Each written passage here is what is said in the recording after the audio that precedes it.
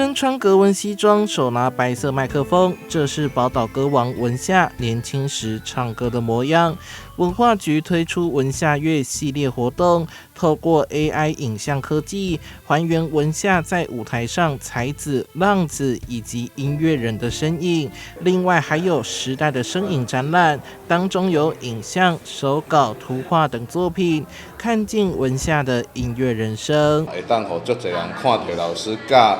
这个音乐，伊音乐界的交流甲传承这部分，伫即个天啊非常重要。就是讲，这个音乐人甲老师之间的关系，通常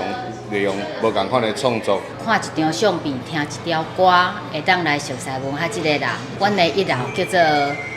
回顾，就是老师过去；新的就是互介绍新的人对老师无同的看法。展览走出传统框架，整合科技与艺文策展，同时以音乐人、艺术家或设计师的专业视角和文夏的音乐创作对话。除了文夏老朋友陈升把《迄个小狗牛》重新编曲，还有法国艺术家以影像互动方式，把飘龙记录歌词做成感官体验。播放的程式不是影片啊，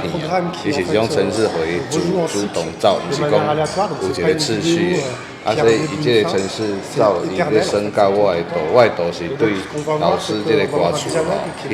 去找出一个图样，来甲伊的字做一个游戏啊，所以是一个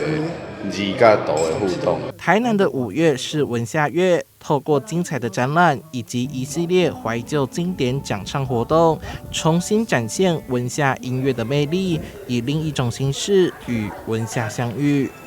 记者苏怀谈的报道。